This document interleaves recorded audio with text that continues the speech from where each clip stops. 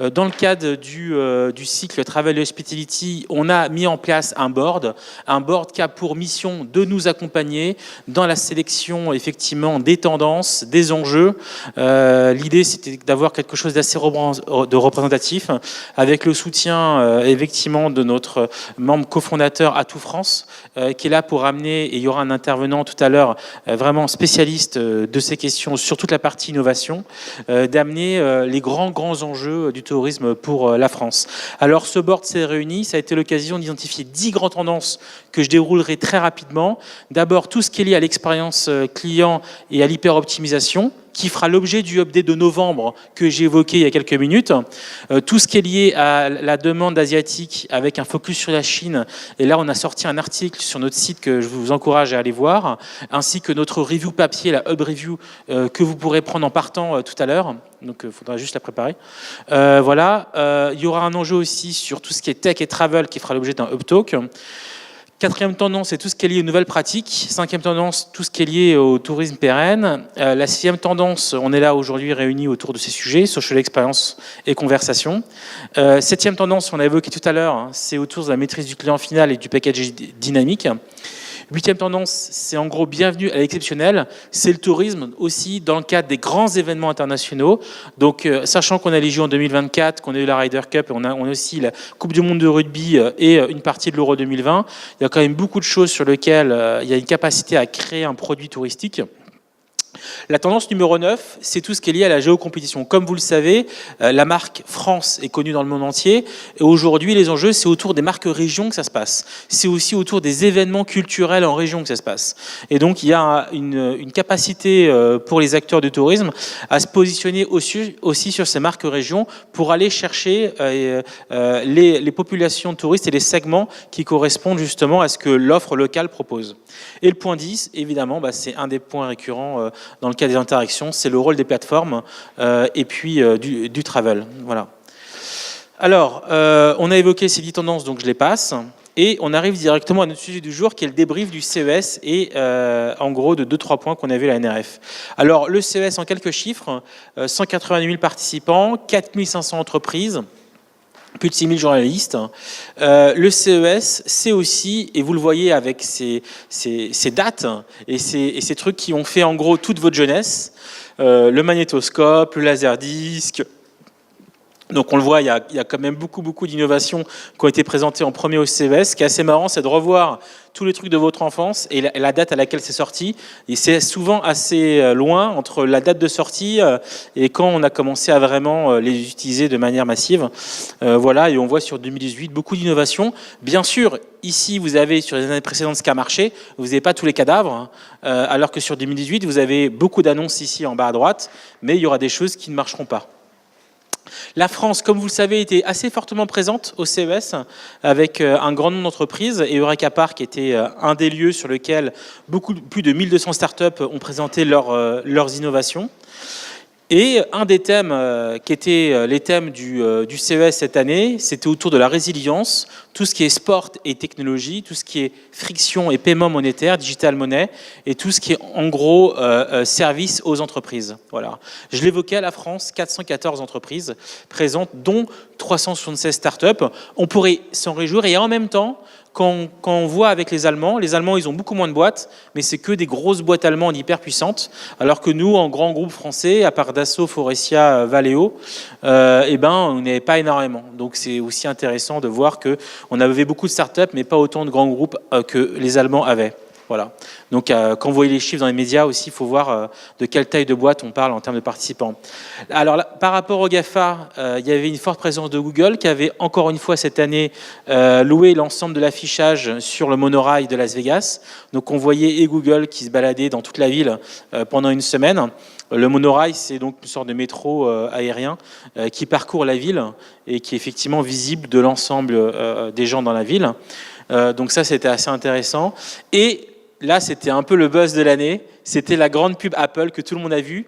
Apple étant évidemment tout le temps présent, mais de manière discrète dans des suites et pas présent sur un stand. Et là, ils ont fait le jeu de mots avec ce qui se passe sur votre iPhone reste sur votre iPhone, en reprenant la blague de Las Vegas. Donc, On le voit, il y en a qui sortent du lot, et comme on l'a vu tout à l'heure sur la résilience, la privacy, c'est un des sujets, c'est le sujet qu'a choisi Apple pour faire cette grande pub.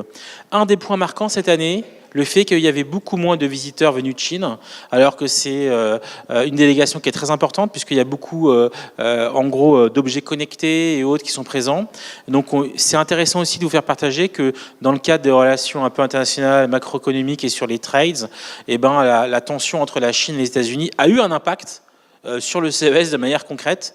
Alors nous, quand on voit les médias et les actus, on dit qu'est-ce qui pourrait se passer? Là, concrètement, il y avait beaucoup moins de visiteurs venant de Chine, et ça s'est vu dans les allées cette année. Voilà, donc voici les 8 thèmes qu'on a retenus. Et dans le cadre de ces 8 thèmes, je sélectionnerai 1 à 2 tendances qui peuvent avoir un impact sur l'industrie qui est la vôtre. Donc résilience et safe, tout ce qui tourne autour de la 5G, la mobilité, smart places, l'industrie 4.0, tout ce qui est nouvelles interfaces, tout ce qui est lié au retail, voilà, et puis tout ce qui est lié à la santé. Alors je démarre directement sur la partie résilience. La résilience, donc c'est une thématique qui n'était pas présente l'année dernière au CES. Donc il y a toute la partie cyber privacy, donc cyber résilience, tout ce qui est lié à la protection civile, à la réparation post-catastrophe, au système d'alerte, aux menaces terroristes, à la sécurité des consommateurs. Donc il y avait beaucoup de boîtes autour de ces sujets, alors que le thème n'était même pas présent l'année dernière au CES. Donc c'est une vraie évolution aussi des sujets que le CES souhaite pousser. La boîte qu'on retient, pour vous, c'est les Israéliens de Watergen. Ça a été vraiment un des buzz du CES. Donc ils ont inventé un système, en fait, de containers, alors il y a différentes tailles, qui transforment l'air en eau. Ok, je la refais. Qui transforme l'air en eau, quoi. C'est un truc de fou. Donc on est au milieu du salon, ils branchent une prise électrique, ils récupèrent l'air en direct du salon, qu'ils aspirent, et vous venez avec votre bouteille d'eau et ça sort de l'eau. Voilà. Donc on imagine dans des parcs de loisirs ou dans des lieux assez lointains où la capacité à faire venir de l'eau est assez complexe, et ben on pourrait comme ça, de manière éphémère, pouvoir déployer du coup une offre touristique éphémère avec ces systèmes Watergen qui permettraient d'alimenter le village ou le camp là où les gens s'installent. Donc ils ont ce format-là pour les camps de réfugiés, ils ont un format plus petit avec moins de litres évidemment, et ils ont aussi testé le modèle au sein d'une voiture dans lequel la voiture elle fait 3 litres, elle gère 3 litres d'eau à l'heure et vous pouvez boire, c'est de l'eau potable, il n'y a pas de problème. Voilà. Il faut changer le filtre en fonction de la pollution tous les 6 mois ou tous les ans en fonction de la ville dans laquelle vous utilisez Watergen. Donc ça c'était vraiment un des gros buzz du CES. Deuxième tendance, la 5G. Alors la 5G on en a évidemment pas mal parlé, mais il va falloir s'accrocher parce que dans 15 jours, 3 semaines, vous avez le Mobile World Congress de Barcelone. C'est là où vont être lancés tous les nouveaux téléphones autour de la 5G. La 5G, c'est quoi? C'est la 5e, un peu grande génération de réseaux téléphoniques avec une très très forte puissance et avec cette originalité. Et là, je reprends les mots du président le EVP de Qualcomm. On a connecté les hommes dans les années. L'enjeu maintenant, c'est de connecter les machines, c'est connecter les objets. Et au final, la vraie évolution avec la 5G, c'est plus la connexion des machines, des autos, des villes et autres, des usines, que la connexion des hommes qui s'est déjà faite par la 3 et la 4G. Alors, pour certains, on rentre dans la 6e vague de l'innovation. Là, je vous remets juste les cycles de Kondratiev. Donc, la première vague, on était effectivement autour de la machine à vapeur, puis après, en gros, du chemin de fer, puis après l'électrification, puis après l'automobile et l'informatique. Et aujourd'hui, on est au début d'un cycle, en gros sur 20 ans, qui va associer l'IoT, qui va associer le cloud, qui va associer la 5G et qui va générer énormément de valeur et tout un nouveau système, un nouvel écosystème complet. Et donc, c'est important de votre industrie d'identifier ce que ça va avoir comme impact, voilà, et comme opportunité et comme pour menace. Voilà. Et on parle du coup de la 6e vague. Donc, quand vous verrez la 6e vague, eh ben, vous ferez le lien avec ça. La 5G, en gros, c'est 10 fois plus rapide que la 4G, pour vous donner une idée. La latence, alors en termes de débit, c'est 10 fois plus puissant, en termes de latence, c'est 10 fois plus rapide, donc ça sera la vraie voiture connectée, voilà, et puis beaucoup plus de connexions qui seront possibles au kilomètre carré, donc du coup on pourra gérer et les objets et les hommes sans mettre plus d'antennes.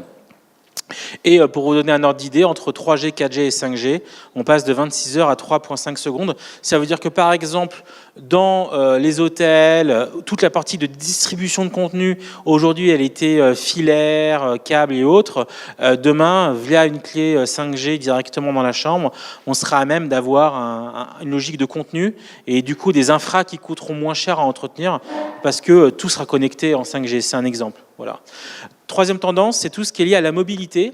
Alors, comme je l'évoquais, vous voyez la présence assez forte de constructeurs français. Non, je rigole, il n'y en avait pas. Et donc, ce qu'il faut retenir, c'est que Byton, qui est une voiture qu'on suit nous depuis 2 ans, qui est un constructeur, en gros, chinois, développé par des Allemands et des Américains, va sortir une voiture à la fois autonome et en même temps connectée, fortement connectée, avec toute une partie entertainment à l'intérieur. Eux, c'est un exemple, on l'a pris exprès parce qu'on n'en parle pas trop en France, mais c'est vraiment une voiture qui va révolutionner les choses. C'est un peu comme la Tesla Model X, sauf qu'au lieu qu'elle coûte 150 000 $, elle coûte 50 000 $. Vous voyez ? C'est juste pour vous donner un ordre d'idée en termes d'impact que ça va avoir sur le marché. Qu'est-ce qu'on va faire dans cette voiture, dans ces voitures, et c'est là où vous intervenez, c'est que comme on n'a rien à faire, parce qu'en gros on ne conduit plus, et on va faire beaucoup d'autres choses. Okay ?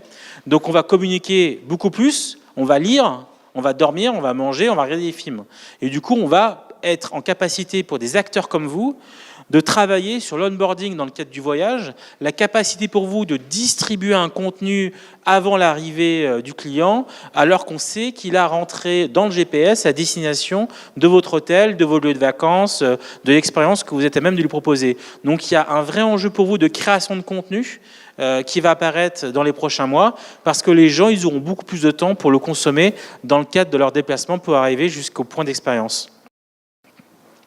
Voilà, donc un exemple, il y a de plus en plus de bornes de recharge électriques qui se mettent en place un peu partout en Europe. Là, j'étais récemment en Suède et un hôtel où j'étais, il a choisi par exemple d'accueillir les bornes Tesla.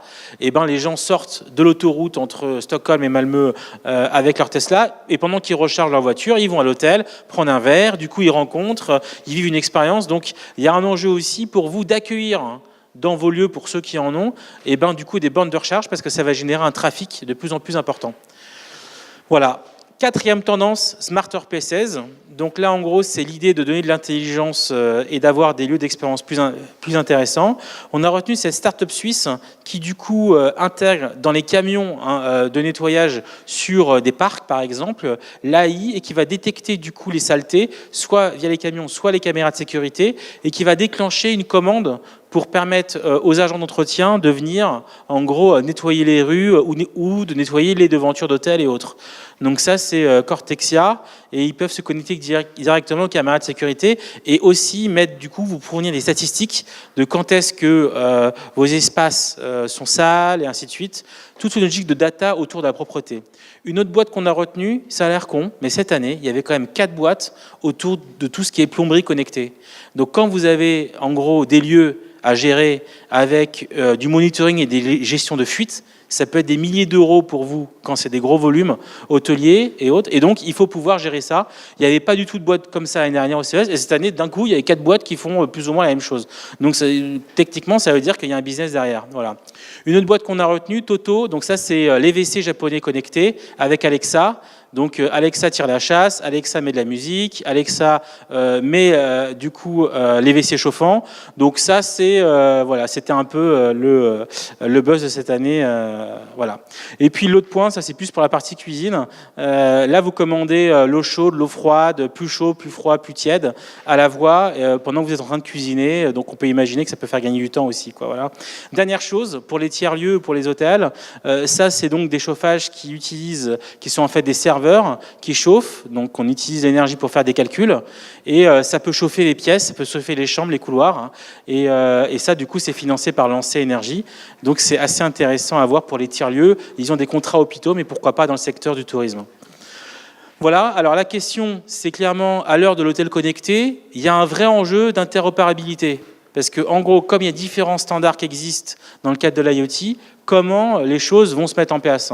Il y a ces 5 standards, ces 6 standards en gros qui existent, et va falloir, en fonction des clients, pouvoir arriver à être multi-standard, ce qui n'est pas évident. C'est un gros investissement, mais en même temps, le client n'est pas forcément ou tout Google ou tout Apple, donc il y a des vrais enjeux là-dessus.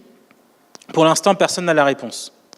Autour des interfaces, c'est clairement la voie qui a émergé cette année au CES, avec les 4 acteurs qui étaient présents. Ce qui est intéressant, c'est que la compréhension et la gestion, en gros, de la pertinence continue à évoluer. Le plus pertinent aujourd'hui, comme vous le voyez, c'est encore Google sur la reconnaissance. Voilà. Mais ils sont tous en train de bosser vraiment pour avoir des choses de plus en plus correctes. Ils ont tous développé des skills et des applications vocales autour de vos secteurs. Donc là, je vous encourage vraiment à faire une veille pour voir ce qui sort et ce qui pourrait être une expérience vocale pour vous demain, tant dans la recherche d'un voyage, dans la capacité à aller sur le loin d'expérience, à avoir de l'information pendant l'expérience ou à avoir de l'information issue de l'expérience touristique que le client a eue. Voilà. Alors là, je l'évoquais, ce sont les requêtes des gens au niveau vocal. Qu'est-ce qu'ils recherchent? La musique, la météo, le réveil. Voilà. Là, j'étais à Shenzhen il y a 3 jours et j'avais l'enceinte vocale Huawei pour la météo, la musique. Évidemment, on ne parlait pas les chinois, donc je n'ai pas trop utilisé, mais elle était présente dans la chambre et on pouvait faire pas mal de choses avec. Les hôtels, Alibaba a aussi lancé un hôtel à côté de Shanghai, et là, ça cartonne, mais seul problème, il faut parler chinois et être chinois, parce que si vous ne l'êtes pas, vous n'avez pas la reconnaissance faciale quand vous arrivez à l'hôtel pour avoir la clé de chambre automatiquement, et quand vous rentrez dans la chambre et que vous voulez augmenter le son de la télé, comme c'est en chinois, si vous ne parlez pas chinois, vous ne pouvez pas augmenter le son de la télé ou changer de chaîne. Donc ça fonctionne, mais voilà, il faut être chinois. Donc c'est pas évident. Voilà, alors on a retenu aussi 2-3 trucs, ça c'est quand même disruptif, c'est Legrand qui propose du coup de remplacer les interrupteurs existants, donc c'est eux qui ont développé les standards. Donc voilà, vous remplacez juste le boîtier existant avec un boîtier Legrand intelligent connecté à Alexa, et à la voix, vous allez pouvoir donner un ordre, allume, éteins, de là où vous êtes. Et donc là, au lieu de refaire toute l'électricité de l'immeuble, de l'hôtel, ou ce que vous voulez, eh ben, vous pourrez du coup mettre ça en place très rapidement. C'est un effet waouh assez sympa et à faible coût par rapport à ce qu'on a connu dans le passé. 7e tendance, c'est tout ce qui est lié à la livraison sur des points qui sont pas trop loin et avec des effets qui ne valent pas trop cher. Donc en gros, Snapbot, on en a connu d'autres comme ça qui sont développés. C'est la capacité, par exemple, je prends un exemple concret, pour le night manager, il reste derrière son desk, et là, 2 frigos derrière, il a un robot comme ça, il y a une commande de chambre pour des snacks, un truc plutôt simple, il les met directement dans le bot, il tape le numéro de chambre, et le bot va tout seul directement à la chambre déposer les commandes qui ont été passées. Ça, nous, on l'a testé en vrai.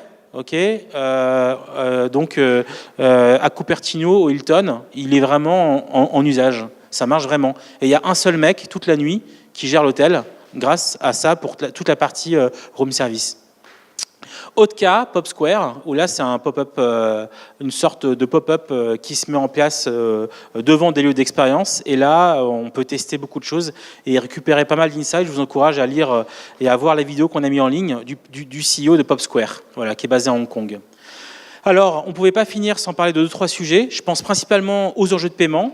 Alors, le paiement, aujourd'hui, vous avez ces 3 grands acteurs qui sont positionnés dans, en gros, hors Chine, parce que sinon ça se complexifierait. Voilà. Et en gros, le vrai enjeu sur la partie paiement, c'est l'identification, l'authentification. Comment identifier que vous savez, vous, avant de permettre un paiement. Jusqu'à maintenant, on était autour de la reconnaissance faciale, en gros des empreintes digitales, la reconnaissance vocale et l'iris. Les 2 nouveautés cette année au CES, c'était la reconnaissance, en gros, des veines et du pouls. Alors, le pouls, nous, on n'y croit pas trop, mais les veines, on y croit vraiment. Pourquoi ? Pour 2 raisons. D'abord, je reviendrai après dessus. D'abord parce qu'on a eu la démo de la startup suisse BioWatch et effectivement ça fonctionne super bien. Et deuxièmement, surtout pour ça, c'est parce que Apple a déposé le brevet et que dans la prochaine Apple Watch, vous pourrez débloquer en gros votre iPhone, votre iPad, votre Mac avec votre Apple Watch parce qu'il y aura la détection des veines derrière l'Apple Watch. Voilà. Et donc du coup, en plus en tant qu'Européen, c'est non intrusif par rapport à la reconnaissance faciale et donc il y a de fortes chances que ça marche. N'oubliez pas, pour vous qui êtes opérateur dans le secteur, qu'à partir de 2020, 100% des téléphones auront du coup un élément biométrique. Ça veut dire que ça sera vraiment un asset pour vous d'identification pour du paiement sur le lieu d'expérience, du paiement au moment d'arriver à l'expérience, hein, voilà, ou pour de la réservation. Donc la notion d'identification via la biométrie va se généraliser, donc à vous d'en profiter et permettre aux gens de ne pas retaper pour la 14e fois leur numéro de carte bleue pour faire un paiement. On a retenu une boîte, SilkPay, je ne sais pas s'il y en a qui connaissent. Et donc en fait, eux, c'est une boîte française qui permet de recevoir les paiements via WePay, WeChat et Alipay. C'est très important, évidemment, pour recevoir les clients et les touristes chinois, ainsi que la diaspora chinoise. Ça fait deux choses. Un, ça accepte le paiement. Et deux, ça a l'air de rien. Mais moi, du coup, c'était l'inverse quand j'étais en Chine. Ça affiche au dernier moment le montant de leur achat en yuan. Donc ça permet de les rassurer par rapport à ce qu'ils ont acheté, parce que la conversion, ils n'ont pas tout le temps en tête. Voilà. Donc ça cartonne, c'est une boîte à suivre, évidemment. Voilà. Aifi, donc là c'est le côté Amazon Go, ça on l'a vu à New York, ça fonctionne super bien, c'est pas encore présent en France, mais ils développent des containers supermarchés autonomes, donc ça sera intéressant à suivre. BioWatch, on en a parlé. Et puis le Yotel qui est un hôtel à New York, qui a automatisé l'accueil. Donc en gros, via un robot ABB que vous voyez sur la gauche, eh ben, vous arrivez à l'hôtel, et en gros, vous allez pouvoir être accueilli par robot, récupérer votre chambre. Et au moment du check-out, eh ben, vous pouvez laisser votre bagage directement dans la box qui est à gauche, et le robot va la ranger dans une case, et vous aurez un ticket. Et du coup, vous allez pouvoir vous balader en ville et récupérer votre valise au moment de partir sur l'aéroport. Donc tout ça est automatisé. C'est une expérience assez intéressante à vivre pour ceux qui vont à New York. Voilà. On passe à la vidéo. L'événement des robots d'accueil, donc là on a pris le cas de Ease, qui s'est développé en France avec ses différents clients, qui étaient aussi présents à New York et qui commence à bien fonctionner. Donc là c'est assez intéressant de voir où vous en êtes. En gros, le robot c'est quoi? C'est la gestion de la frustration au moment de l'arrivée. Okay, et quand vous avez une queue de 5 à 10 personnes avec 3-4 enfants qui crient, en gros le robot va justement permettre de les occuper pendant le temps d'attente. C'est ce à quoi sert un robot sur la partie d'attente, entre autres, et évidemment guider les gens sur le point d'expérience. Voilà. Alors pour finir, 3 bonus. Alors d'abord la télé qui s'enroule. Donc ça a été le gros buzz cette année au CES. En fait, c'est pas exactement un écran souple comme ce qu'on avait vu il y a 2 ans. Ce sont des lattes. Donc on va simplifier de 1 cm.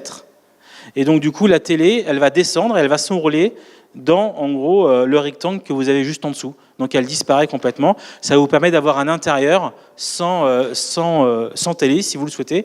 Donc pour des chambres de luxe ou des lieux un peu premium, où vous ne voulez pas avoir un écran toute la journée, c'est plutôt intéressant. Deuxième chose, c'est les écrans flexibles.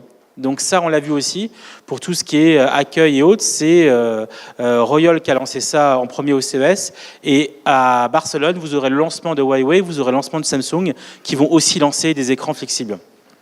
Voilà. Alors ça nous a fait bien rigoler. Ce sont des drones à selfie.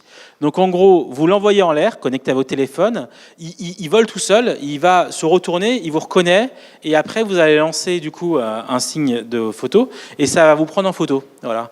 Donc ça fonctionne aussi très bien, ça ne vaut pas hyper cher, et ça a un effet auprès des clients qui est assez rigolo. Voilà, dernière chose, ça c'est Waverly Labs, donc eux ils proposent la traduction temps réel dans les oreillettes, et donc du coup vous pouvez avoir en gros un client qui appelle, qui parle chinois, vous entendez en français à l'intérieur, éventuellement vous pouvez aussi correspondre avec un support anglais, et tout ça est traduit en temps réel. Il gère jusqu'à 5 langues. Il gère jusqu'à 5 personnes en même temps, et il y a une vingtaine de langues qui est proposée. Okay, voilà. Voilà, c'était l'entrée en matière, c'est tout ce que j'ai à présenter aujourd'hui, je vous remercie beaucoup. À tout de suite.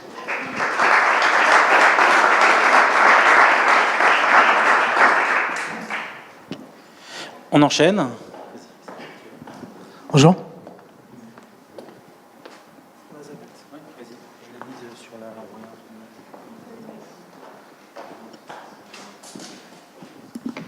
Bonjour tout le monde, je suis Benoît Bouffard, je suis directeur produit innovation de chez Oui SNCF et 10 Voyageurs, qui est l'ensemble qui regroupe Oui SNCF, l'application SNCF et une structure internationale qui s'appelle Rail Europe. Donc je suis là pour vous parler aujourd'hui notamment du sujet de l'IA et de comment ça va changer dans les années qui viennent et peut-être dès maintenant l'expérience client et l'engagement qu'on peut avoir vis-à-vis d'eux.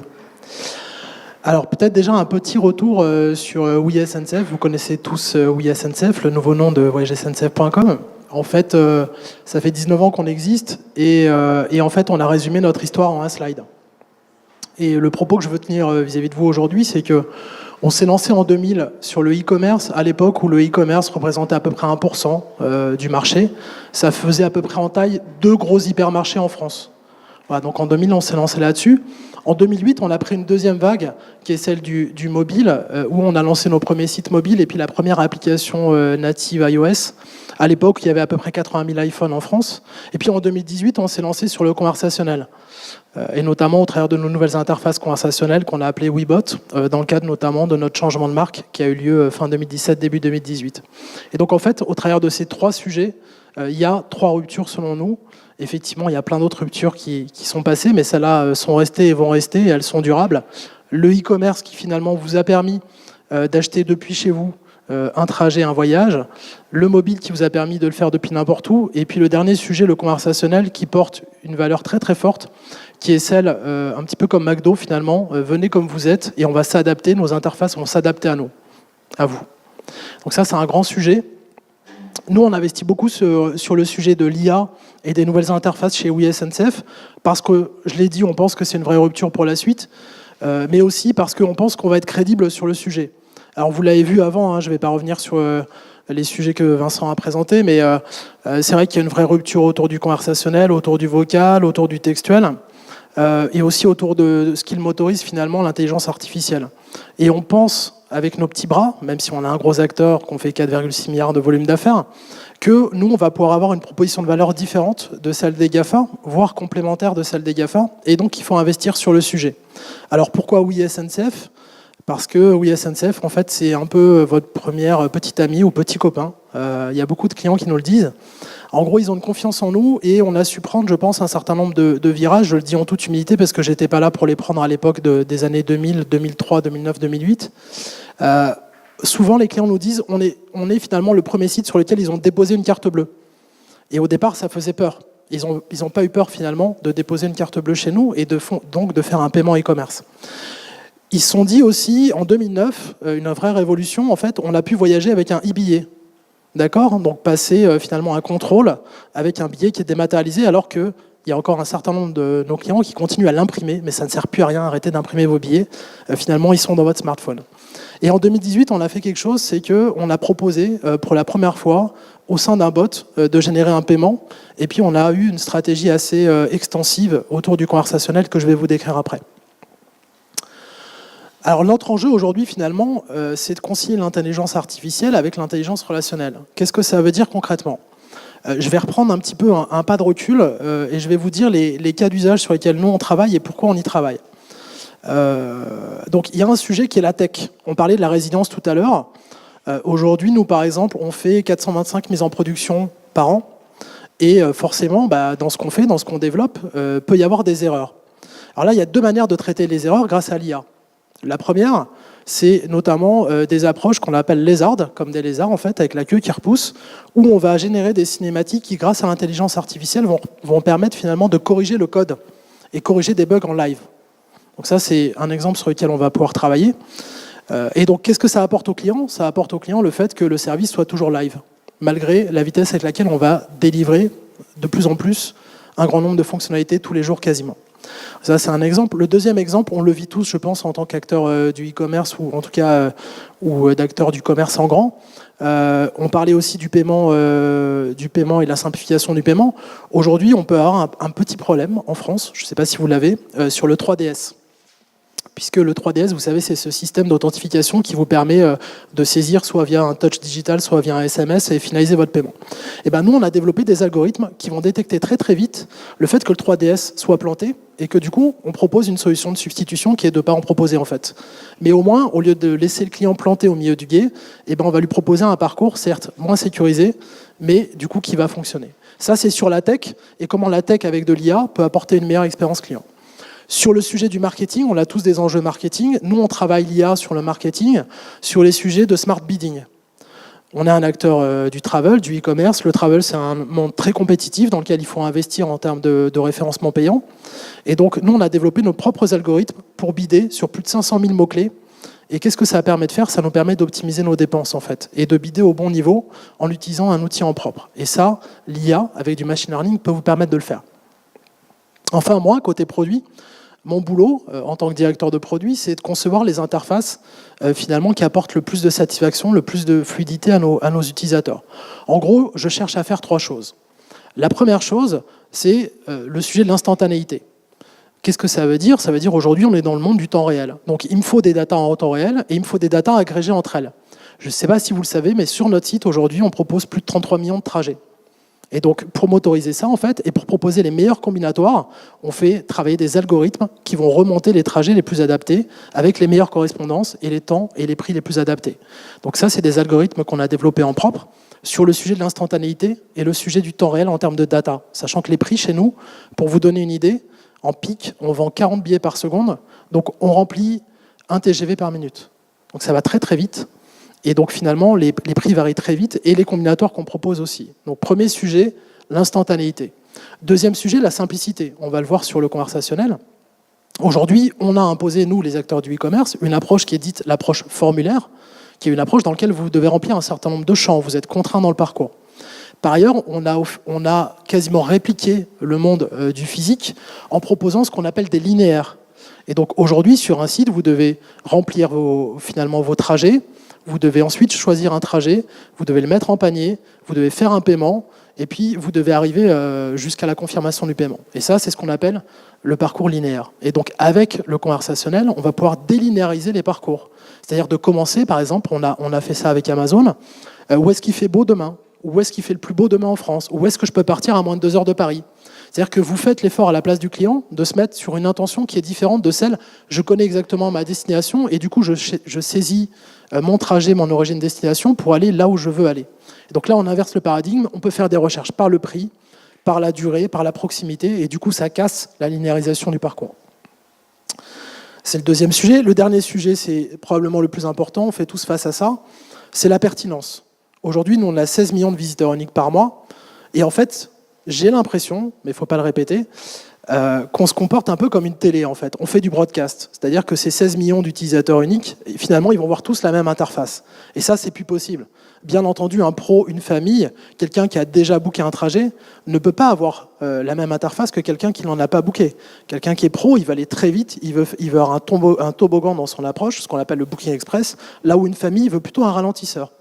Et donc on a un enjeu, et avec l'IA, on va pouvoir faire ça, on va pouvoir personnaliser nos parcours et personnaliser aussi la vitesse avec laquelle on va proposer à quelqu'un d'acheter, jusqu'à acheter en un clic, voire à la cible, acheter sans clic. Alors le conversationnel, ça incarne un peu tout ça. C'est balbutiant. Hein. Nous, on est présent dans tous les écosystèmes qu'il y a là, qu'on a vu avant dans la partie applicative. Le conversationnel, en termes d'écosystème et d'OS, c'est un peu le mobile il y a 10 ans, en fait. Hein. On ne sait pas trop sur qui miser. Alors, il y a les très gros. On se dit, on va développer sur Messenger, ce qu'on a fait nous en premier. On va développer ensuite sur Google. Là, on est présent sur Amazon. Vous verrez après, je vais un peu spoiler. On va être présent sur Jingo au lancement. Donc nous, pour l'instant, on teste un peu tous les écosystèmes et on regarde où sont les clients. En développant nos propres briques et notre brique d'analyse du langage naturel qui permet de faire ça. L'objectif aujourd'hui, c'est d'être présent partout et on verra bien que le meilleur gagne. Donc nous, on a cette possibilité, en tout cas, ça a été notre choix, et d'être présent aussi sur nos propres interfaces. Donc aujourd'hui, c'est plus de 400 000 commandes par mois qui sont envoyées finalement vers des canaux qu'on appelle déportalisés, et c'est surtout 10 000 utilisateurs par jour sur nos interfaces conversationnelles, notamment sur Webot, notre agent conversationnel on-site, mais aussi sur Messenger, et du coup sur l'assistant et toutes les déclinaisons, notamment Amazon. Donc c'est déjà une réalité. Cette réalité, elle génère de la simplicité parce qu'on peut rechercher à la voix, c'est très rapide. On peut aussi finalement aller très vite jusqu'à la mise en panier. Et donc ça apporte une vraie simplicité. La pertinence, pourquoi? Parce qu'on peut reprendre le fil de son échange finalement avec un agent conversationnel, on ne recommence pas au début. Et donc il y a une vraie pertinence dans ce qui est proposé. Et puis après, ça ouvre un nouveau sujet aussi, qui est la notion d'ubiquité, qui est d'être distribué partout, de manière invisible, dans toutes les interfaces. Et ça, c'est un gros enjeu pour la suite, pour nous et puis pour tous les autres acteurs. Je vous le disais, on va être sur Jingo. On a lancé du coup en fin d'année le paiement directement dans ces interfaces-là. C'est une vraie rupture aussi expérientielle. C'est-à-dire qu'aujourd'hui, si vous n'avez pas encore testé notre bot, je vous invite à le faire. On est dans une approche qu'on appelle single page. C'est-à-dire qu'on n'est plus dans un funnel. Tout se passe dans une même page, cette page se régénère de manière continue, elle se scrolle automatiquement, etc. Donc ça change quand même des approches où à chaque étape, vous avez un genre de buffer qui vous envoie d'une page à l'autre. D'un point de vue expérientiel, c'est très différent. Puis je vous raconterai après, si vous restez. C'est intéressant parce qu'on a une approche très libre au départ grâce au conversationnel. On n'avait pas de CTA, de call to action, et donc on laissait finalement les utilisateurs nous dire « je veux aller à Marseille demain, pour tel prix, partir à telle heure, etc. » Et en fait, on s'est aperçu qu'ils ne savaient plus faire, en fait. Ils ne savaient pas être aussi libres que ça.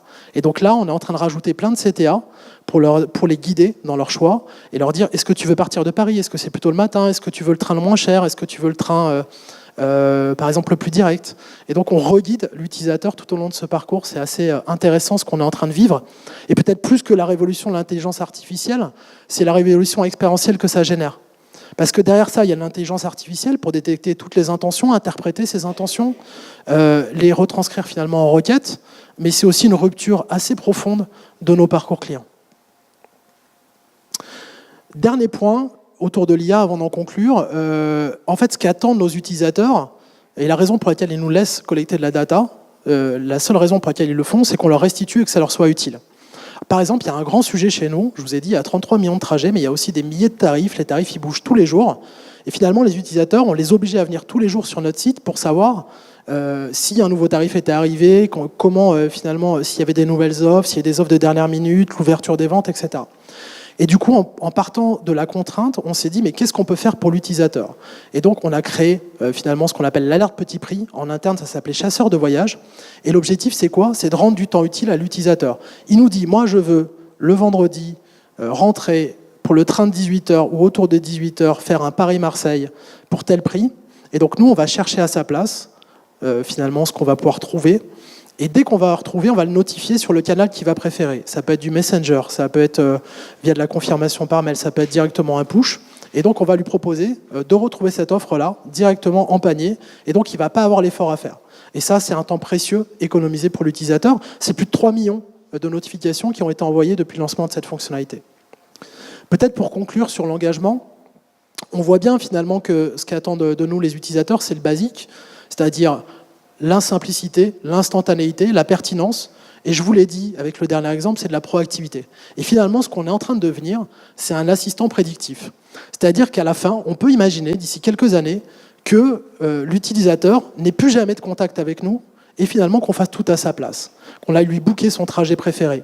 Combien y a de personnes entre vous aujourd'hui qui font tous les jours un Paris-Lille peut-être, ou qui font des déplacements entre Paris et la banlieue? Et bien, ceux-là, finalement, il faut les capter. Et puis, il faut leur faire le trajet à leur place, le booking à leur place et le paiement à leur place aussi. Et ça, c'est un vrai enjeu pour la suite.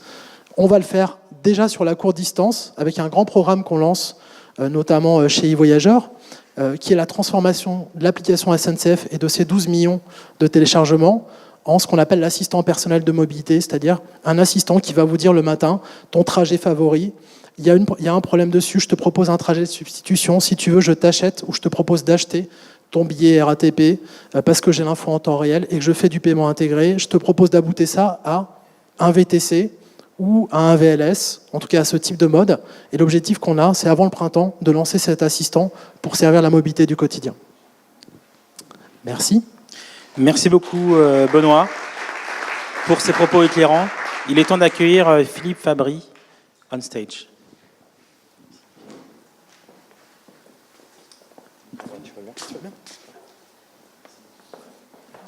Vas-y, je t'en prie. Alors, on y va. Bonsoir à tous. En introduction, je veux juste remercier Atout France pour le soutien et le partenariat.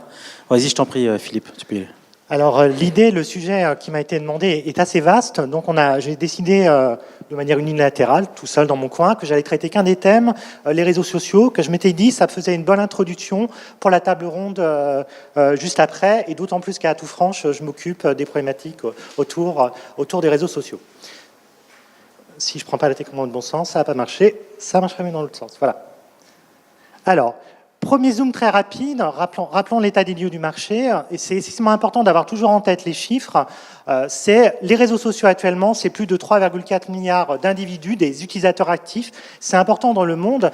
Et ce qui est toujours intéressant quand on met en perspective à ce qui se passe, on dit il y a une désaffection des réseaux sociaux, c'est pas véritablement le cas, car en un an, on a pris 288 millions d'internautes en plus sur les réseaux sociaux. Ça, c'est la première tendance, donc dire c'est toujours un domaine en forte croissance. Et le deuxième point qui est intéressant à mettre en parallèle, c'est la part des utilisateurs qui se connectent sur les réseaux sociaux via un téléphone. Et ce qui est assez intéressant, donc on doit atteindre en une année une croissance de 297 millions d'internautes en plus qui se connectent aux réseaux sociaux via leur téléphone portable. Et ce qui est intéressant, c'est que la croissance est plus importante d'utilisation des réseaux sociaux sur un téléphone portable que sur un ordinateur. Et donc, il faut simplement retenir deux idées par rapport à ça, c'est que le web, avant tout, mobile et social. Et donc, ce qui veut dire que quand on s'occupe des réseaux sociaux, d'Internet d'une manière générale, ça veut dire que l'outil essentiel, j'ai envie de dire par exemple à ces équipes, c'est pas l'ordinateur portable qu'il faut leur donner, c'est un téléphone portable. Car on a un peu trop encore tendance dans nos domaines d'activité et beaucoup dans le tourisme à penser nos stratégies pour ordinateur et non pas pour mobile. Et ça, c'est un point, c'est le seul tendance qu'il faut retenir par rapport à ça, c'est qu'il faut penser ces stratégies pour mobile et tous les contenus pour le téléphone portable et non plus autrement. Le deuxième point, la deuxième tendance très très importante, vous avez tous en tête l'affaire autour de Facebook l'an dernier, l'année d'avant, les problèmes de la privacy, de la confiance, qui est un point excessivement important dans le tourisme. Donc le premier point, c'est toujours rappeler la problématique de la confiance, rappeler par rapport aux marques sur les réseaux sociaux, plus de 55% des consommateurs n'ont pas confiance dans les marques. Ils ont moins confiance que les politiques sur les réseaux sociaux. Et donc, il y a un grand volet à jouer, une grande carte à jouer pour nous, professionnels, sur cette thématique de réassurer les consommateurs. Et pourquoi c'est stratégique dans notre secteur d'activité? C'est la problématique des avis. Et quand vous mettez en parallèle les réseaux sociaux, vous avez tous en tête, vous connaissez tous TripAdvisor, si ma mémoire est bonne, c'est autour de 500 millions de visiteurs uniques par mois, la problématique des avis dans le tourisme. Et souvent, les consommateurs utilisent de plus en plus, certes, leurs amis, les réseaux sociaux pour s'informer, pour choisir une destination, mais aussi dans le processus d'achat. Et le dernier point par rapport à cette problématique-là, c'est de se dire, comme les consommateurs sont en attente de réassurance, de transparence, comment on peut mettre les réseaux sociaux au cœur de sa stratégie pour essayer d'accompagner le consommateur dans son cycle décisionnel. Et quand vous regardez beaucoup de grandes marques sur les réseaux sociaux, je pense par exemple au Club Med, on est véritablement dans cette problématique de réassurance, c'est-à-dire de montrer l'offre un peu autrement, qui dépasse les côtés plaquettes, et surtout de réassurer par exemple sur les activités qu'on peut faire dans la destination, qu'on peut faire dans l'offre. C'est une manière très très intelligente de présenter autrement les produits. Donc la première problématique, c'est autour de la confiance. La deuxième thématique, mais là c'est multisectoriel, c'est la problématique de la concurrence. On est, comme l'a dit Benoît en introduction, le tourisme est un secteur excessivement concurrentiel et tous les acteurs, bien entendu, ont massivement désormais investi les réseaux sociaux, mais on est face à une grosse problématique que nous connaissons tous acteurs, que ce soit le tourisme, en tous les secteurs d'activité, c'est la baisse dramatique du riche.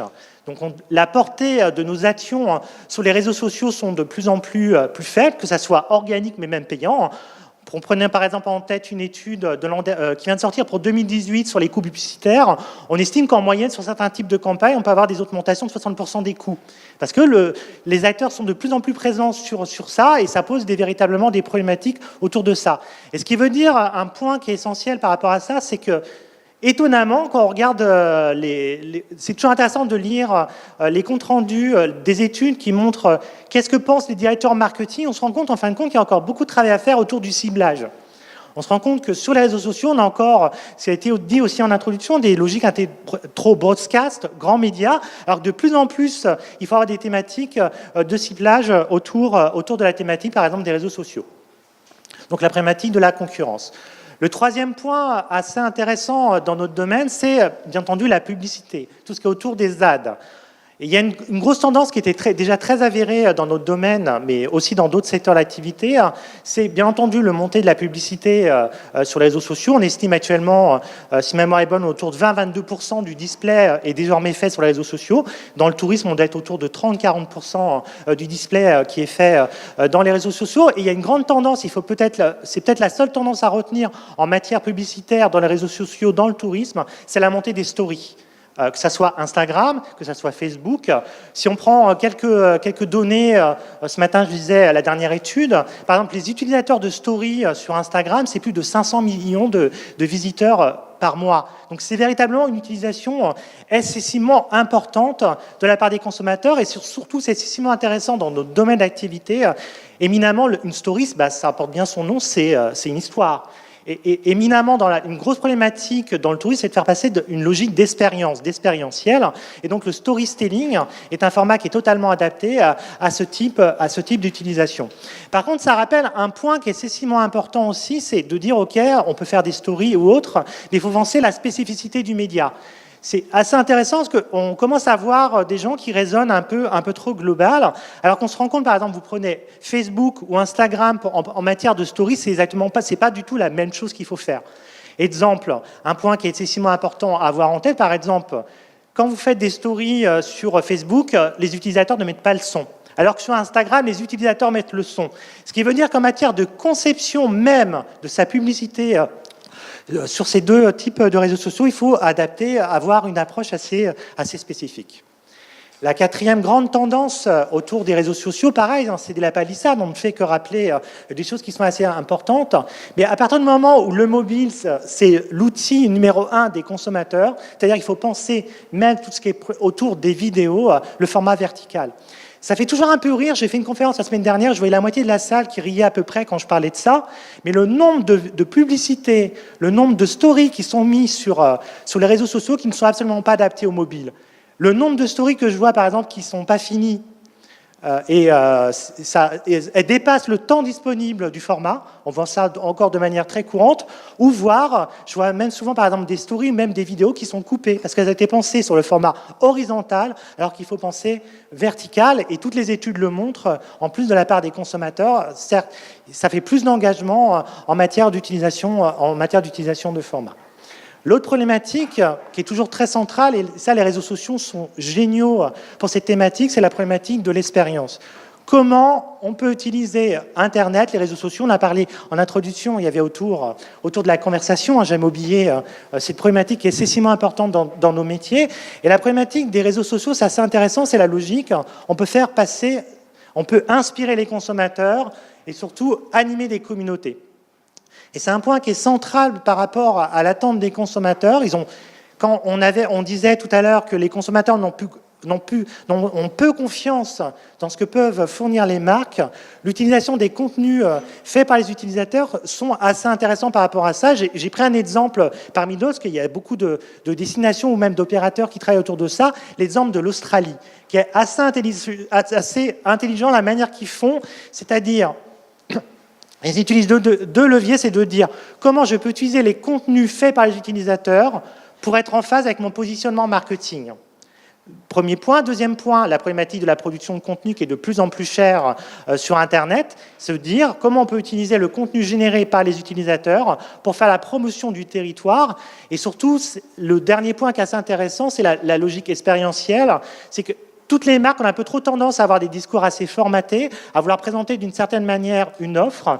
Et l'intérêt d'utiliser des photos ou des vidéos faites par les consommateurs, c'est que c'est un discours plus proche de la réalité, plus naturel et qui passe bien entendu de manière un peu plus importante auprès des consommateurs. Et il y a un point qui est assez intéressant, j'ai peu d'exemples encore dans le tourisme, ce qu'on appelle les employés advocacy, c'est l'utilisation des employés au service de la promotion. Vous avez un opérateur qui commence à le faire de manière assez importante, c'est Marriott qui dit j'utilise mes concierges, j'utilise les personnes qui font les activités dans nos différents hôtels ou autres, qui vont également avoir une logique de présence sur les réseaux sociaux pour partager des contenus, pour essayer d'apporter une vision un peu différente d'une offre ou d'un produit. Un autre point qui est assez intéressant, c'est la logique d'inspirer. Il y a un terme que j'aime beaucoup en anglais, like-minded, c'est assez intéressant, c'est les communautés. C'est intéressant parce que le web et les réseaux sociaux, ce sont des communautés. On avait un peu trop tendance à l'oublier, d'avoir un peu trop raisonnement comme un média mass market. Alors de plus en plus, la problématique autour de ça, c'est de dire, moi, opérateur, comment le premier volet, c'est ce qu'on appelle la curation, l'exemple des contenus, comment je peux utiliser les contenus au service de ma marque. mais aussi je ne suis pas en capacité de produire tous les contenus, donc de dire comment je peux utiliser tous ces éléments à ma disposition. C'est un volet qui est excessivement compliqué. Et il y a peut-être une annonce qui vous avez peut-être un peu oublié, parce que ça commence à dater depuis quelques semaines. C'est Facebook, toutes les annonces qu'il a fait autour des groupes. Il a lancé tout un programme, Facebook Community Leadership Program, qui est assez intéressant. Sur certains groupes sur Facebook, il va jusqu'à donner $1 million pour aider les animateurs de ces communautés à émerger sur les réseaux sociaux. Et ce qui est assez intéressant, c'est que ça met en parallèle un volet qui est assez intéressant dans notre domaine. C'est certes la logique des influenceurs. On dit tous qu'il faut faire des stratégies d'influence, mais de plus en plus, on sait que dans le tourisme, ce qui est intéressant et ce qui fonctionne, c'est un peu les logiques de micro-influenceurs. Ce sont certes pas on va dire des influenceurs mainstream, mais ce sont des influenceurs qui animent des micro-communautés, mais qui sont des communautés qui sont excessivement engagées sur les thématiques. Et ça rejoint une thématique, on pouvait dire au départ, la logique de la confiance. Que quand vous avez un influenceur un peu, on va dire, mass média qui va passer, un jour, il va vous parler d'une voiture, le lendemain, il va vous parler d'un séjour à Marrakech, le lendemain après, il va vous parler d'un magnétoscope. J'ai volontairement pris une chose qui n'existe plus. C'est assez intéressant de se dire, les consommateurs sont un peu blasés par rapport à ça. Par contre, quand vous avez des logiques d'animation, avec d'utilisation de micro-influenceurs dans le tourisme, vous avez beaucoup de communautés assez actives autour de ça, en matière de marketing et d'impact sur les stratégies d'influence qui sont assez intéressants. Et le dernier point pour finir, pour rebondir par rapport à ça, c'est qu'il ne faut jamais oublier, en matière de marketing, j'aime beaucoup cette phrase, en français le titre est très beau, on l'appelle le manifeste des évidences, il rappelle toujours une chose qui est excessivement importante, c'est l'idée de dire les marchés sont des conversations. Et c'est ça qui est intéressant de se dire, tous ces volets, quand on entendait SNCF qui parlait de conversation, hein, on rejoint toujours ces problématiques, et c'est un point qui est central par rapport à nos métiers, la logique des conversations, c'est comment on peut utiliser, que ce soit l'intelligence artificielle, que ce soit la voix, etc. Comment on fait dans nos métiers, surtout dans le tourisme, pour enlever toutes les problématiques autour des frictions. Dans le marketing, c'est une chose qui est essentielle, et on se rend compte que les réseaux sociaux sont un outil assez intéressant au service de cette logique d'animation des communautés. Je vous remercie. Merci beaucoup, Philippe. On peut applaudir. Voilà. J'appelle sans plus tarder Marie Quincy, Marc Nous, animé et modéré par Emmanuel Vivier.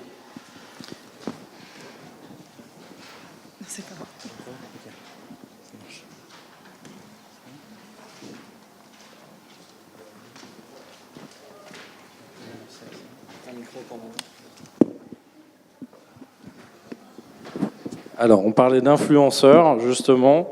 On va pouvoir mettre les pieds dedans. Donc, effectivement, Marc et Marie, vu qu'on allait parler d'Instagram, ça me semble difficile de ne pas pouvoir m'y coller, puisque je suis souvent sur la plateforme. Aujourd'hui, on pourrait dire de vous, vu effectivement, vous allez nous redire un tout petit peu vos scores sur Instagram, que vous êtes influenceur travel. Déjà, est-ce que vous pouvez nous raconter un petit peu, finalement, comment vous en êtes arrivé là, chacun, votre parcours rapidement, d'où vous êtes parti, comment... tout doucement, vous avez été identifié ou vous-même, vous avez travaillé votre visibilité par rapport à ce sujet-là. Et puis, après, on reparlera ensuite de la collaboration avec les marques.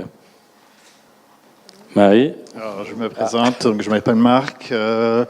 Alors, l'influence, c'est vraiment un nouveau terme avec lequel j'ai quand même encore un petit peu de mal. Moi, je me considère comme photographe et je suis arrivé sur Instagram en 2012-2013, donc c'était vraiment le plaisir de partager la photo en dehors d'un site professionnel comme Flickr ou 500px. Ça touchait un petit peu tout le monde et ça n'existait pas encore du tout, l'influence, les voyages organisés, tout ça à travers Instagram. Donc c'est venu vraiment par hasard et la communauté s'est construite petit à petit. Et puis aujourd'hui, on nous appelle influenceurs, mais bon... c'est pas encore tout à fait, moi, dans ma tête, ce que je suis. Je me considère réellement pas comme un influenceur. Je voyage, je fais profiter aux gens des destinations où je vais en essayant de faire des belles photos et ça s'arrête là. Et tout ça avec combien de followers alors ? Avec sur Instagram 94 000 followers. On a encore un peu de boulot pour vous rejoindre. Marie, de ton côté, alors, tombée dans Instagram comment? Moi, c'était le hasard total. J'ai toujours été très voyage et depuis que je suis petite, j'ai grandi comme ça. La photo a été vraiment c'était vraiment le hasard. Je me suis inscrite sur Instagram et à ce moment-là, j'ai commencé à poster des photos de Paris prises avec mon iPhone 4, des filtres dégueulasses Instagram et Instagram bizarrement m'a remarqué. Et donc après, c'est quand Instagram te remarque, il t'envoie un petit message en te disant voilà. Pendant les 2 prochaines semaines, tu vas prendre pas mal de followers et puis prépare-toi. Alors moi, je n'avais absolument aucune idée de ce qui se passait parce que je ne savais pas ce que c'était que de la suggestion ou autre. Et en fait, en 2 semaines, j'ai pris 40 000 followers. Très choquée parce que vraiment, je comprenais pas. Et après, j'ai eu plein de demandes de magazines, d'offices du tourisme pour faire des photos. Et donc la photo, je m'y suis mis. Et après, c'était vraiment, j'ai appris moi-même à vraiment utiliser le big appareil et à savoir faire de la qualité, plus que ce que je faisais avec les filtres Instagram. Et maintenant, oui, je suis photographe. Je me considère pas non plus comme influenceur du tout. Sachant qu'Instagram n'est du coup qu'une partie de ton moi, c'est activité. 20% de mon activité. Donc, je suis photographe pour les offices de tourisme, pour les magazines, pour les hôtels, pour des marques, pour des choses comme ça. Donc moi, la pour leur magazine, pour leur support de com, pour leur site web. Voilà. Donc moi, je me considère pas trop. Et Instagram, c'est juste un réseau pour moi où en fait, je partage juste les endroits où je vais. Faut pas croire, rien qu'ici, tous les endroits, c'est moi qui ai payé. Hein. C'est mes voyages à moi. Non, vraiment. Donc c'est moi, c'est une envie de voyager de mon côté. Où en fait, la photo en fait partie et je partage. C'était vraiment à la base toute une idée de partager les photos des endroits où j'allais. Et c'est pour ça que j'ai fondé une communauté travel uniquement. Mon nom est faux. Mon visage n'est nulle part, donc en fait, c'est que je ne veux montrer absolument pas qui je suis. Je suis là uniquement pour partager des photos de voyage. Tu es la Daft Punk du travel, alors. Non, voilà, je suis le Daft Punk du travel. Donc, alors là, vous êtes vachement en train de nous décevoir parce que nous, on se disait, vous voyagez, il y a une équipe. Voilà, c'est limite s'il n'y a pas le juriste avec le contrat. Donc, non, pas de grosse équipe derrière, mais quand même une professionnalisation. On en parlait un peu tout à l'heure dans les relations, peut-être pour être un peu plus clair sur les attentes, les engagements de part et d'autre. En fait, je pense, tout comme nous, ça nous est tombé un petit peu dessus par surprise, parce que c'est ce qu'on appelle les nouveaux métiers. Le métier d'influenceur, moi, c'est un terme, il y a 2 ans, j'en entendais pas encore parler.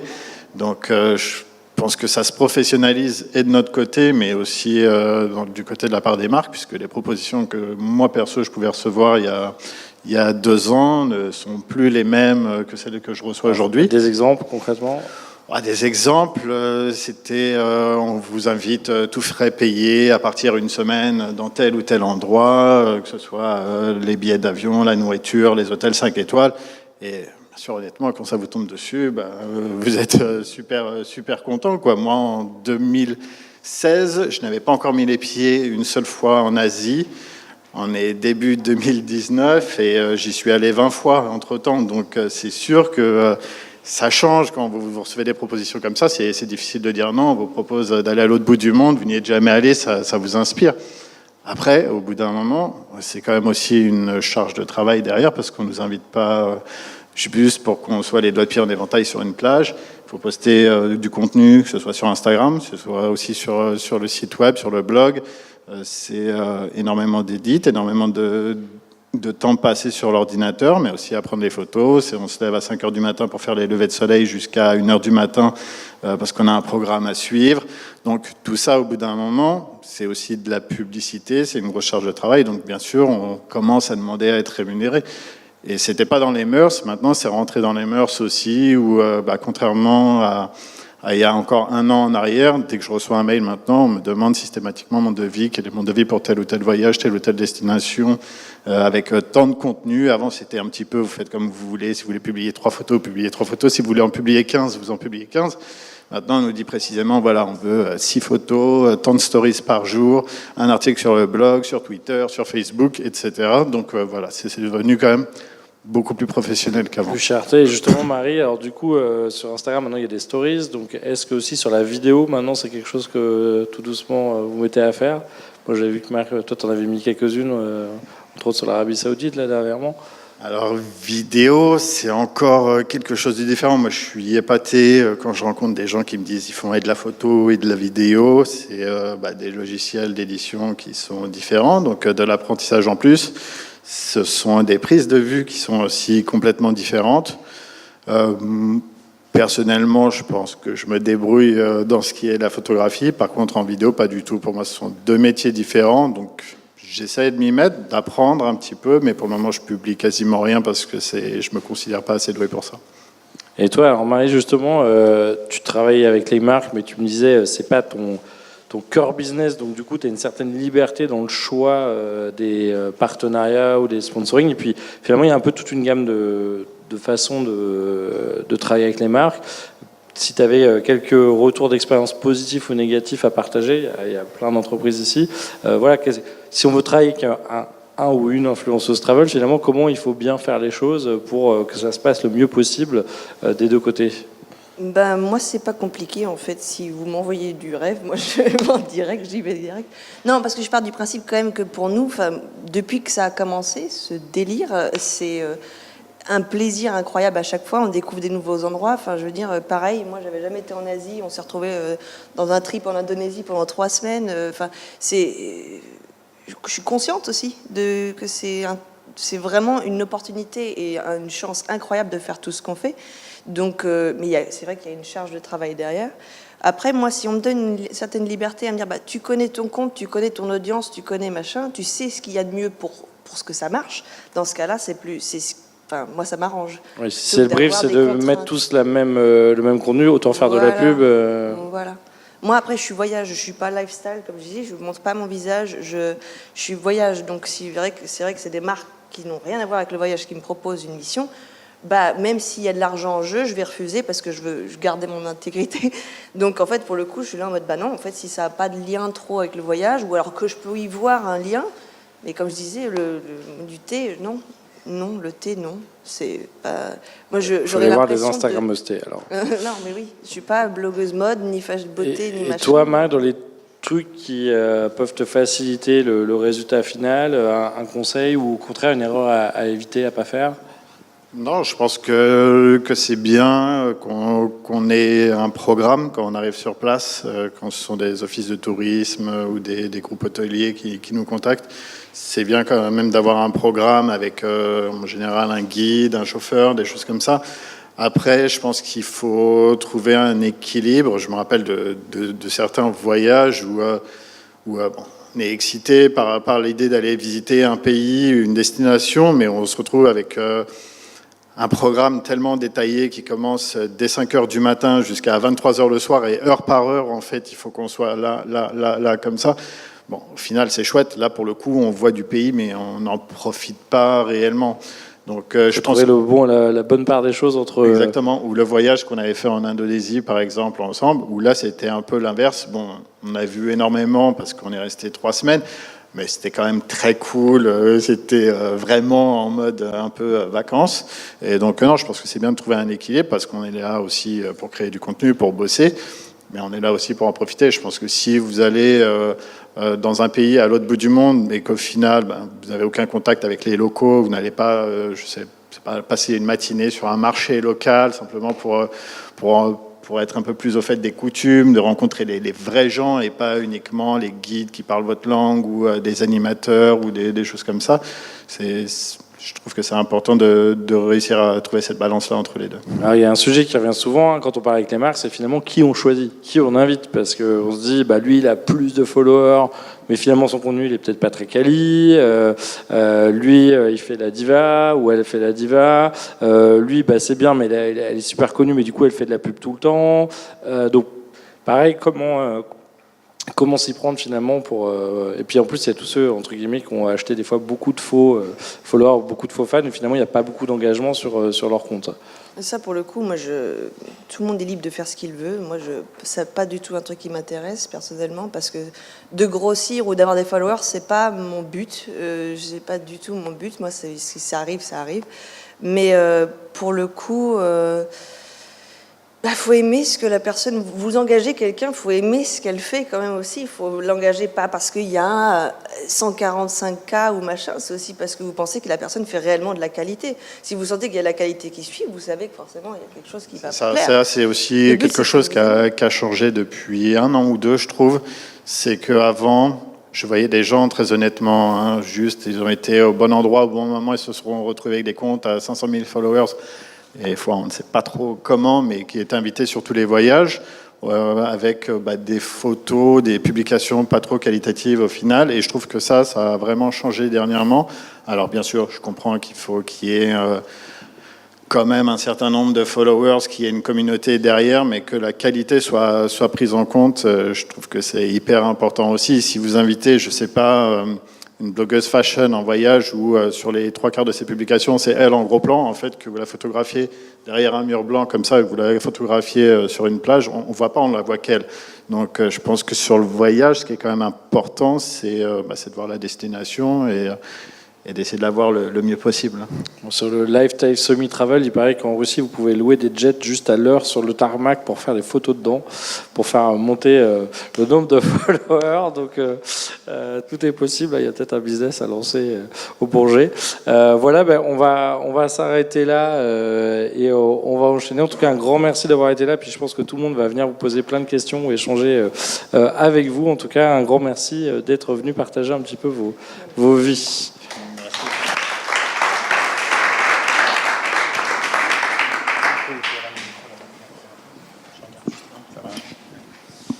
Merci beaucoup. Du coup, c'est l'heure du dernier talk. J'appelle Brian Corrieri avec moi, s'il peut me rejoindre.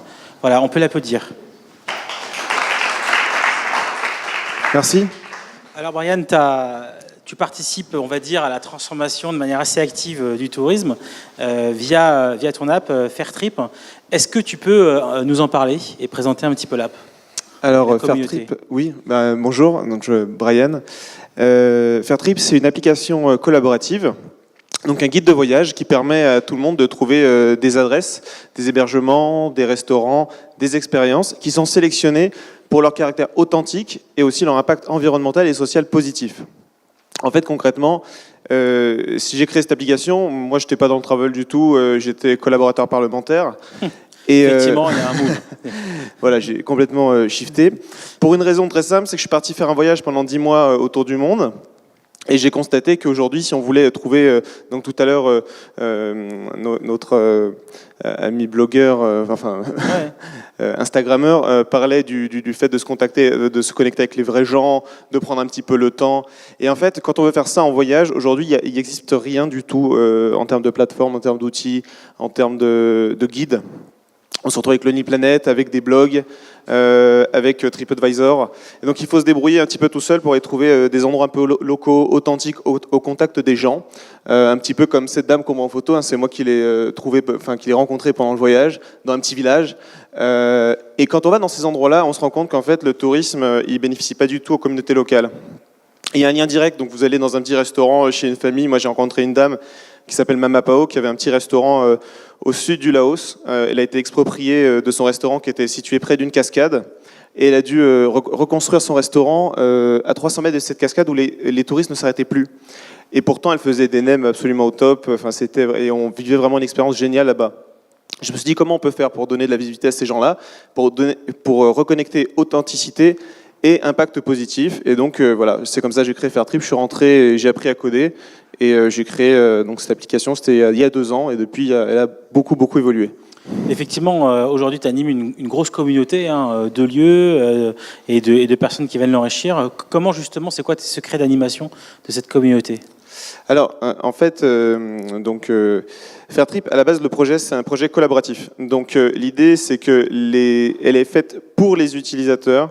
En fait, chaque utilisateur peut trouver une adresse, un petit village, un petit restaurant, mais que ce soit au bout du monde ou même en France, un restaurant qui s'approvisionne en direct des producteurs, qui les soutient au juste prix. Et on peut le partager. Donc là, ce soir, si vous pouvez trouver un restaurant à Paris ou aller n'importe où en France, et si vous trouvez une adresse qui n'est pas sur Fairtrip, vous pouvez la partager. Et il faut qu'elle respecte certains critères. D'abord, elle est validée par nous, et ensuite, une fois que l'adresse a été validée, elle n'est pas là à vie. En fait, n'importe quel utilisateur peut aussi la contrôler et la signaler s'il ne respecte plus les critères.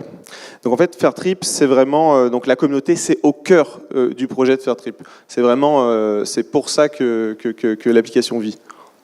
Très bien. Du coup, c'est quoi en gros les perspectives de développement? Comment t'envisages la suite? Mais là, récemment, on a lancé un gros changement de l'application, une grosse évolution. Donc, c'est une application collaborative. Donc, comme je disais, la communauté est au centre du projet. Mais on est allé encore plus loin en apportant un côté réseau social, recommandations personnalisées entre amis dans l'application. Donc, il y a quelques mois. Et l'idée, là, c'est vraiment d'en brancher sur un petit peu le next step du travel. Enfin, ouais. on le voit, il y a quelques mois, TripAdvisor a lancé un fil d'actualité pour recommander les adresses de ses amis. L'idée, là, dans Fairtrip, voilà, c'est d'aller un petit peu là-dessus, d'aller dans la recommandation personnalisée. Donc, on peut maintenant suivre des blogueurs, etc. Et puis, on a aussi un programme de Fairtrip Explorer, qui sont des voyageurs engagés, qui partent avec un projet de voyage et qui, tout au long de leur voyage, sont un petit peu des super utilisateurs, un petit peu les influenceurs sur Fairtrip, sur la plateforme. Du coup, c'est vraiment l'idée de transformer, d'utiliser les voyageurs en guide, qui se transforment en guide, quoi. Voilà, c'est ça. En fait, sur tout le monde participe de manière vraiment dynamique à l'enrichissement de la plateforme, quoi.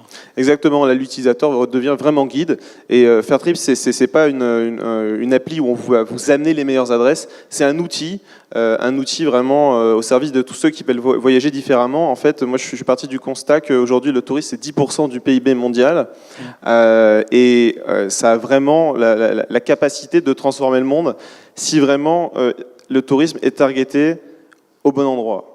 Et voilà, l'idée, c'est vraiment d'utiliser le tourisme comme un outil de développement inclusif et durable. L'objectif est assez ambitieux, mais bon, on ose quand même avoir le courage de nos ambitions. L'idée, c'est vraiment de se hisser à la hauteur de TripAdvisor, Airbnb ou Booking, pour montrer que demain, on peut vraiment avoir une plateforme de travel très importante, très impactante, mais avec un impact positif. Et c'est pas très compliqué en réalité parce que l'idée c'est aussi de montrer que c'est pas très contraignant de voyager avec un impact environnemental, un impact social. C'est pas plus cher et puis c'est pas plus compliqué puisque sur Fairtrip on peut les trouver très facilement. Brian, merci beaucoup et merci bon beaucoup. courage, on peut l'applaudir. Merci. Merci.